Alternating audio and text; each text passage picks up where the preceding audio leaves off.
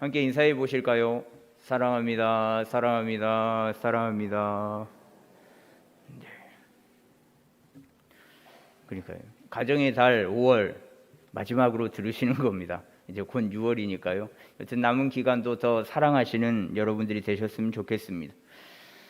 분신사바라는 것을 아신가요? 분신사바. 분신사바의 뜻이 나의 영혼을 줄 테니 미래를 알려주세요 라는 뜻입니다. 근데 이 분신사바 뜻을 가진 행위가 있는데 이 행동이 제가 어렸을 때도 했었는데 지금도 하더라고요.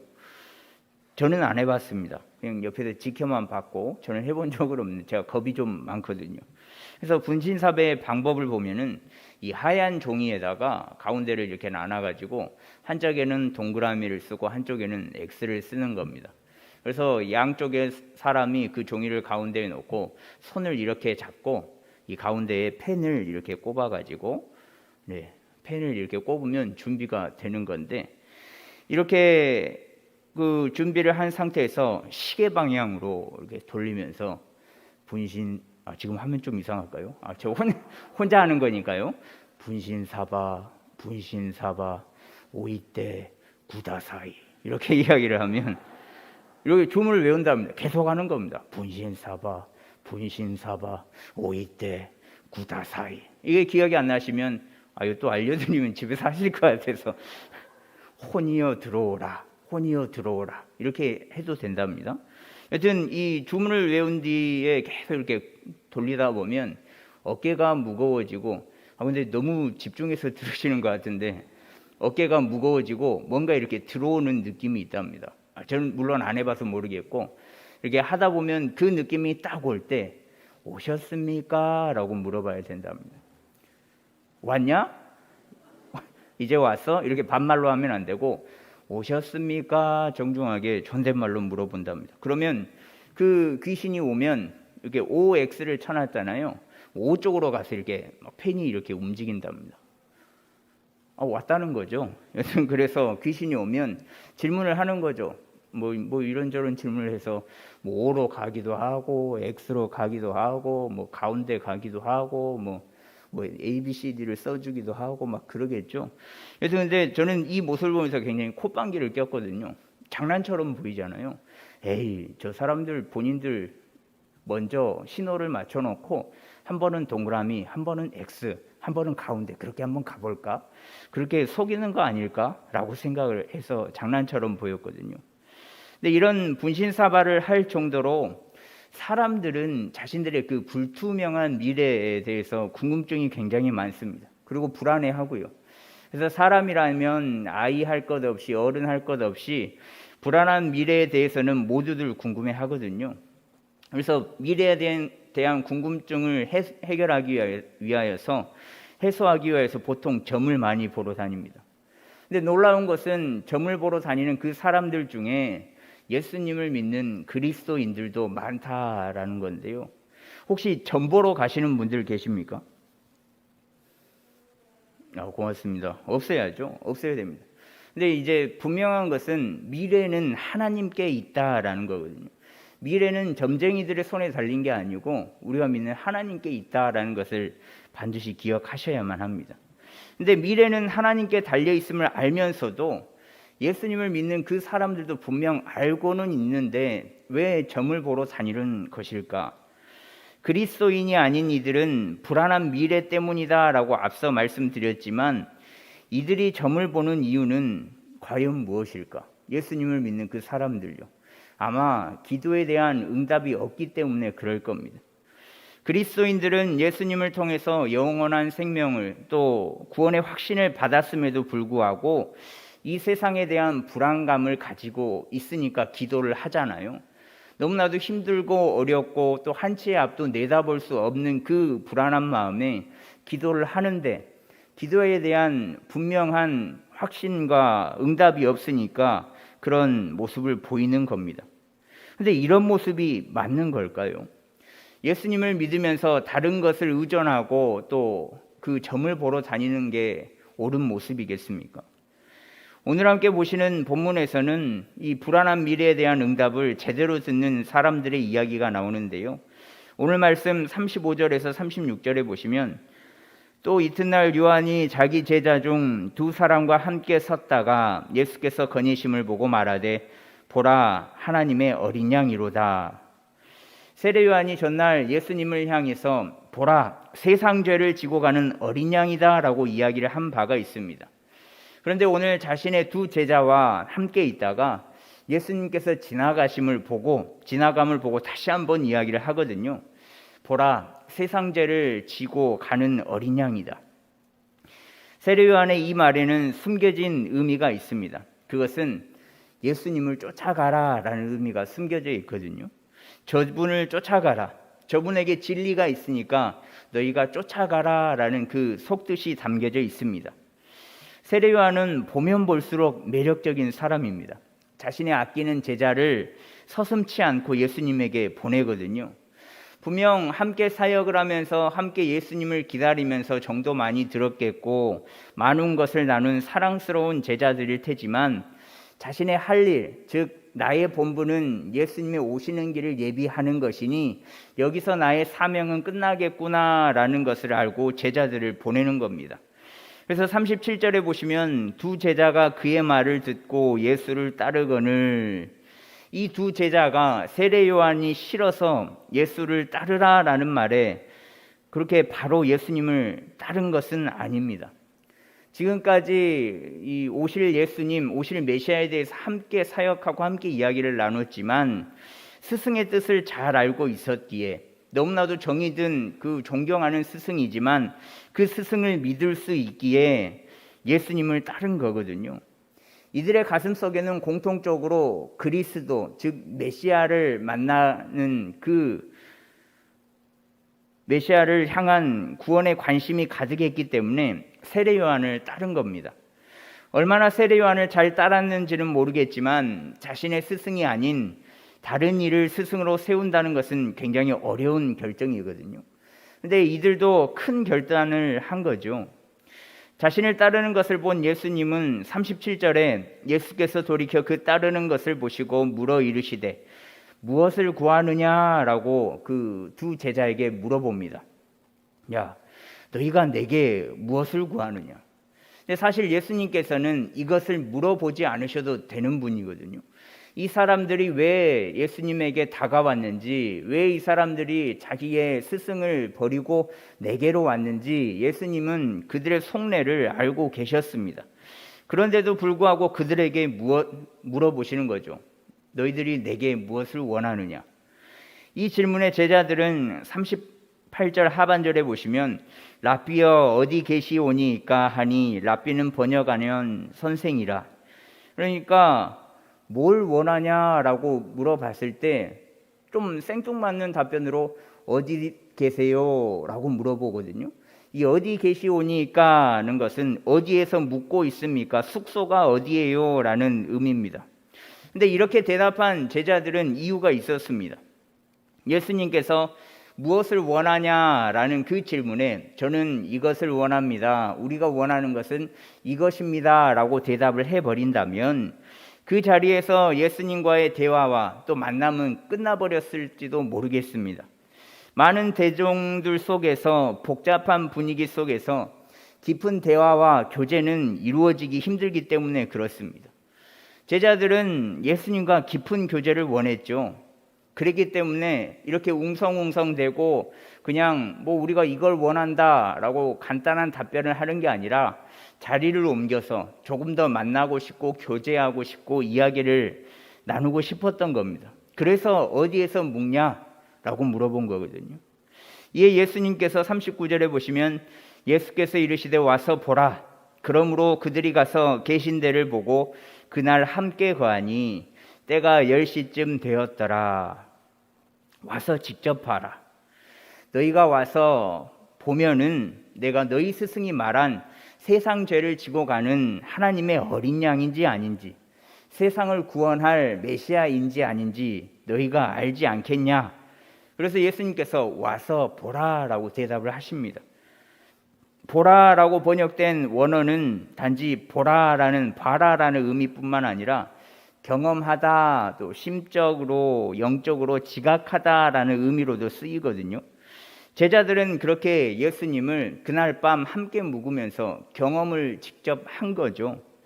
예수님과의 교제를 통해서 그가 어디에 계시는지, 자신들의 삶에 어떻게 들어와 계시는지 실제로 경험을 한 겁니다. 어떻게 제가 이렇게 장담할 수가 있냐? 이들의 모습에 나와 있거든요.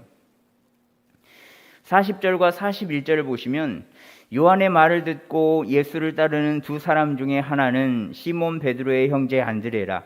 그가 먼저 자기의 형제 시몬을 찾아 말하되 우리가 메시아를 만났다 하고, 메시아는 번역하면 그리스도라 라고 나오는데, 예수님과의 만남이 너무나도 좋았거든요. 본인들이 생각한 그 메시아니까 이제 형제를 만나서 소개를 하는 모습을 보여줍니다. 여러분들이 무엇인가를 구입을 했다거나 뭔가 좋은 것을 알고 있을 때 좋으면 하지 말라고 그래도 그 제품이라든지 그 일이라든지 이야기를 하잖아요. 내가 이걸 해봤더니 살이 잘 빠지더라. 내가 이것을 먹고 건강해졌다. 내가 이걸 경험해 보니까 너무 좋더라 라고 이야기를 하잖아요. 시키지도 않아도. 근데 제자들의 모습을 통해서 알 수 있는 거거든요. 형제를 만나서 예수님을 소개하는 모습을 보여줍니다. 그리고 호칭의 변화, 그가 불렀던 랍비라는 호칭, 즉 존칭의 의미인 선생이라는 호칭은 온데간데 없이 자신의 형제 시몬에게 메시아라고 소개를 하거든요. 메시아, 즉 기름 부음 받은 자를 뜻하고, 기름 부음을 받아서 임금에 오른 사람, 그렇게 예수님을 가리킵니다. 괴로운 현재를 대신할 구원의 시대를 다스릴 이상적인 인물로 안드레가 그의 형제 시몬에게 이제는 랍비가 아니라 메시아다라고 소개를 하거든요. 갑자기 바뀐 안드레의 태도가 이해가 되십니까? 선생님이요, 랍비요 라는 호칭에서 이제는 메시아라는 호칭으로 바뀌어서 그를 세상에서 구원할 자라고 소개하니까 이해가 되십니까? 안드레와 예수님 사이에서는 과연 무슨 일이 일어났기에 이 사람이 이렇게 호칭을 바꾸면서 자신의 형제에게 이야기를 할까요? 단지 안드레는 한 게 없습니다. 예수님께서 단지 와서 보라 라는 그 말에 순종을 하였거든요. 진짜 직접 가서 본 겁니다. 경험을 해본 겁니다. 단지 그뿐밖에 없습니다. 그랬더니 자신의 입에서 예수님을 메시아로 세상을 구원하실 그리스도다라고 고백을 하고 있는 거거든요. 안드레에게 이런 은혜가 있었던 이유는 그의 관심은 오로지 그리스도, 즉 메시아밖에 없었기 때문에 그렇습니다. 자신의 원래 스승이었던 세례 요한을 떠나서 예수님에게로 갈 수 있었던 이유도 예수님께 구원이 있다고 자신의 스승이 말했기에 가능한 거거든요. 함께 메시아를, 예수님을 기다렸던 자신의 스승인 세례 요한이 저분이다, 저분이 진리다, 세상 죄를 지고 가는 어린 양이다 라고 말했기에 예수님에게로 온 거거든요. 또 주목할 부분은 42절에 보시면요, 데리고 예수께로 오니 예수께서 보시고 이르시되 내가 요한의 아들 시몬이니 장차 게바라 하리라 하시니라. 게바는 번역하면 베드로라. 안드레가 형제인 시몬을, 베드로를 예수님을 소개를 해주잖아요. 메시아라고 소개를 해주잖아요. 근데 예수님께서 베드로를 처음 보시는데 처음 보자마자 이름을 바꿔줍니다. 새로운 이름을 만들어주거든요. 장명을 해주시는데, 시몬이라는 이름의 뜻은 히브리어로 듣는다라는 뜻이거든요. 그런데 히브리어로 게바, 헬라어로 베드로는 반석이라는 뜻을 갖고 있습니다. 예수님께서 바꿔주신 이름을 시몬은 사용하냐? 성경을 보면 저희가 잘 알다시피 사용을 하죠. 그런데 이런 모습을 통해서 베드로도 안드레 못지않게 대단한 사람임을 알 수 있습니다. 왜냐하면 자기가 지금까지 평생토록 사용해왔던 이름을 단번에 메시아라고 불리는 그 사람이 바꾸라, 내가 이름을 새로 지어줄게, 이 이름을 써라 라고 했을 때 바꿔버리거든요. 분명 이름에는 지어준 이의 뜻이 있거든요. 이름이 그저 뭐 만들어진 것 같지만 분명 뜻이 있거든요. 제 이름을 다 아시죠? 아직 저학년부 친구들 중에서는 제 이름을 모르는 친구들이 있는데, 제 이름은 정대인, 나라정, 큰대, 어질인자를 써서 나라의 크고 어진 사람이 되어라 라는 뜻이 있습니다. 이 이름을 제가 앞에 두 단어를 더 붙여서 하나님 나라의 크고 어진 사람이 되자라는 그 생각으로 살고 있는데, 하지만 이 장대한 이름의 뜻과는 달리 제가 초등학교 때 굉장히 놀림을 많이 받았거든요. 당시에 제가 6학년 때, 여러분들도 아실 수 있습니다, 판관 포청천이라는 드라마가 있었는데요. 거기에 나오는 사람, 그러니까 대인, 직위에 올라 있는 사람을 대인이라고 불렀거든요. 근데 이제 그분이 포시니까 포대인이라고 불렀었습니다. 근데 얼굴도 시커먼 게 약간 닮은 것 같기도 하고 제 친구들이 포대인이라고 많이 놀렸고, 그 옆에 호위하는 무사들, 왕조, 마한, 장룡, 조호, 전조 이런 사람들이 있었는데, 제 친구들은 본인들이 그 이름을 부르면서 저를 호위하겠다 시고 아무튼 돌아다니기도 했고 그랬거든요. 이런 놀림뿐 아니라 제 이름이 대인이잖아요.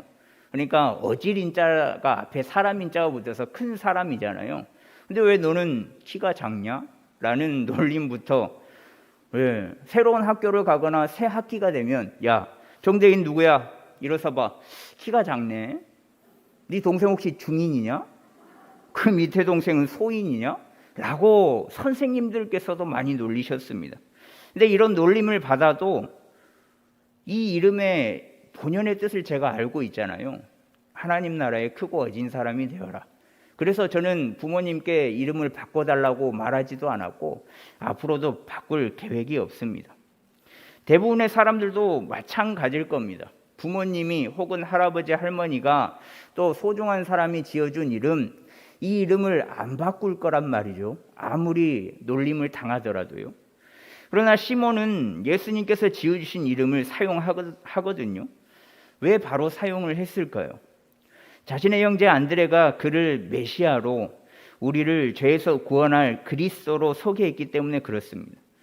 시몬도 안드레와 마찬가지로 그리스도의 구원에 대한 관심이 남달랐기에 그런 기다렸던 예수님이 이름을 지어주셨으니 새로운 이름을 바로 사용하였고 또 예수님을 바로 따랐던 거거든요. 안드레와 시몬, 이들의 관심은 오직 그리스도와 그리스도를 통한 구원밖에 없었습니다.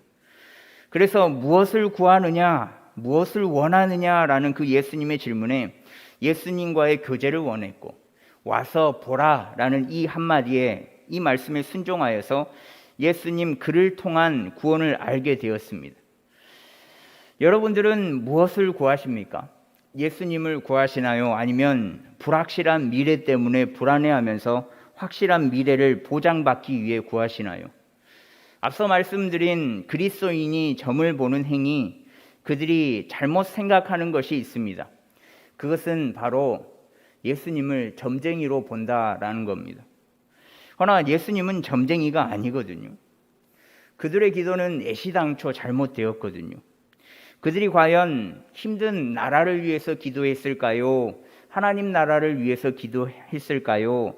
아니면 불신자를 아직 전도하지 못한 이들을 위해서 기도를 했을까요? 아마 이런 류의 기도를 하지 않았겠습니까? 내 자녀가 결혼을 할까요, 말까요? 내가 산 땅이 오를까요, 오르지 않을까요? 내 자녀가 서울대에 합격할 수 있을까요, 없을까요? 이런 기도, 자신만을 위한 기도를 했을 겁니다. 그리고 그 기도에 대한 응답은 당연히 없을 것이고요. 그들은 땅값이 오를 거다, 합격이다, 40세에 결혼한다, 저 땅 사라, 이런 류의 응답을 기대했겠죠. 그들의 관심사는 이미 예수님이 아니었던 겁니다. 그들에게 예수님은 단지 자신들의 기도를 듣고 정답을 주는 점쟁이에 지나지 않았습니다. 근데 이런 모습이 참 그리스도인의 모습이겠습니까? 아니겠죠. 더불어 아니라고 말하는 우리들의 모습은 어떻습니까? 단지 그들의 기도처럼 앞으로 보이지 않는, 한 치 앞도 보이지 않는 불안한 미래 때문에 그 미래에 대한 해답을 얻기 위함입니까? 아니면 오늘 말씀 속에서 보여주는 안드레와 시몬처럼 예수님을 경험하기 위함입니까? 우리는 예수님에게서 과연 무엇을 원하고 있냐 이 말입니다. 물론 자녀의 합격, 승진, 결혼, 부동산, 아파트 등등 그런 문제를 놓고 기도할 수 있습니다. 그게 잘못됐다라는 게 아닙니다. 그런데 yes or no, 그러니까 예, 아니요, 된다, 안 된다 라는 대답을 원하는 기도는 분명 잘못됐다라는 겁니다. 하나님의 선하신 뜻대로 인도되길 원하는 기도가 건강한 기도다라는 거죠. 그러니 자녀를 위해 마음껏 기도하셔요. 내 불안한 미래를 위해서 마음껏 기도하십시오. 단 하나님을 딱 두 가지 응답을 해주시는 하나님으로 만들지 마라라는 겁니다. 왜냐하면 우리의 앞날은, 우리의 미래는 하나님의 손에 달려있기 때문에 그렇습니다. 낙망하고 또 불합격하고 생활이 어려워져도 그분의 손에 우리의 미래가 달려있기에, 그분의 선하신 계획이 있기에 그런 것이지, 자신의 기도에 응답이 아니다, 이건 하나님께서 주신 응답이 아니다, 응답이 없네, 하나님은 안 계시다라는 해석은 잘못된 해석이다라는 거죠. 그리고 좀 전에도 말씀드렸지만 하나님은 단 두 가지에 대한 대답을 통한 응답을 보여주실 제한적인 분이 아니다라는 겁니다. 그분은 제한적이지 않고 무한한 우주보다 더 무한하신 존재시거든요. 그런 하나님을 딱 두 가지 응답으로만 제한하는 기도를 하는 것은 잘못된 방법의 기도죠. 그래서 우리는 올바른 기도를 해야 합니다. 하나님, 이러이러한 문제가 있는데 선한 길로 인도하여 주십시오. 어떤 길을 밝히 보여주시든 제가 그 뜻이 하나님의 뜻이면 따르겠습니다. 이런 하나님께서 개입하시고 무한하신 하나님께서 응답을 해 주실 수 있는 기도를 해야 한다라는 겁니다. 잊지 마십시오. 우리가 믿는 예수님은 점쟁이가 아닙니다. 그렇다면 우리는 지금 예수님을 통해서 무엇을 원하고 있습니까? 대답은 여러분들 각자의 몫입니다. 부디 예수님을 통해서 만족하고 예수님으로 해답을 얻는 우리가 되면 좋겠습니다. 늘 예수 그리스도를 만나기를 원했고 그리스도를 통한 구원에 목말라 있었던 안드레와 시몬처럼 우리도 예수님께서 물어보셨듯 무엇을 원하느냐라는 대한 그 질문에 주님을 보기 원한다라는 대답을 하는 우리가 되면 좋겠습니다. 또 그렇게 물어보셨을 때 우리가 또 그렇게 대답을 했을 때 와서 보라 라는 그 주님의 말씀에 순종하여서 참 주님을 보고 경험함으로 이 땅에서 먼저 미리 하나님의 나라를 이루어가는 우리가 되면 좋겠습니다. 이 땅에서 하나님 나라는 주님 한 분만으로 만족하는 것이 하나님 나라이니 부디 주님 한 분만으로 만족하는 우리 모두가 되어 지금의 우리의 삶이 또 앞으로 살아갈 모든 날들이 하나님의 나라임을 기억하며 감사함으로 더욱 감격함으로 또 무한하신 하나님께서 베푸실 은혜를 기대함으로 나아가는 우리가 되기를 간절히 소망합니다.